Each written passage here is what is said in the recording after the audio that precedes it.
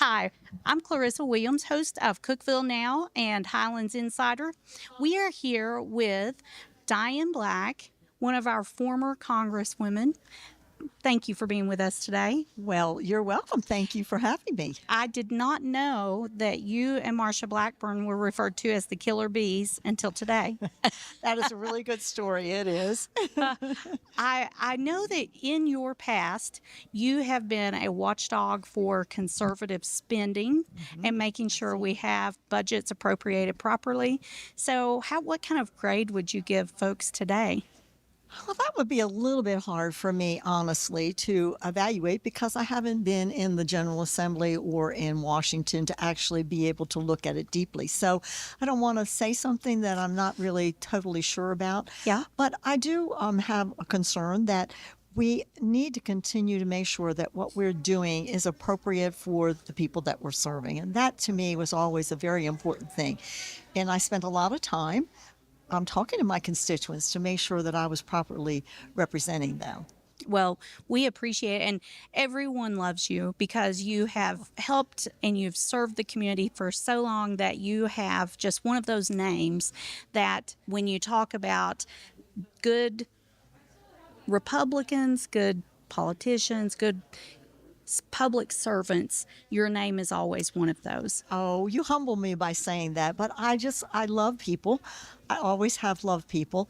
And when I had that opportunity to be able to make a difference, even when I just started out at the level of in the Senate, or actually in the House, at the state level, I just fell in love with it. And I'd like to see things done. And I like to see things completed. And so it was really a good match for me. Well, I would say as a background nurse, you probably are used to things happening fast and a certain way, and you have to be able to move on a dime.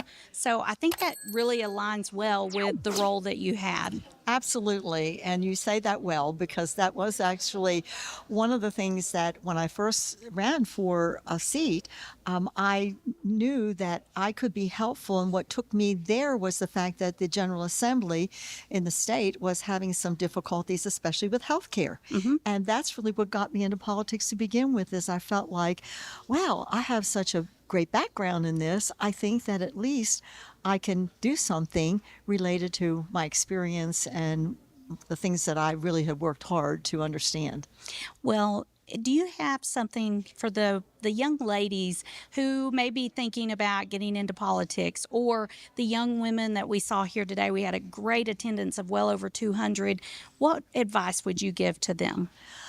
I would advise them to look at what really makes them happy that they do. And that's what I tell all the young women that come to talk to me, is figure out what you really love. Because if you find that what you're doing is what you really love, you'll never work a day in your life. Absolutely. And you will feel so contented that you were able to do something that was in your heart and it went well. And that will only make you want to do more the next time. Well, is there anyone you'd like to give a shout out to? Oh, I just would like to give a shout out to everybody here in Cookeville. I love Cookeville. And I hesitate to say this, but out of all of my districts, Cookeville was always my favorite. Of course, I live in Gallatin, but I love Cookeville because this is a town that has so much history. But it's a town that is so kind. It's like a family. Yes. Everybody just really looks out for one another. And I have always loved Cookeville.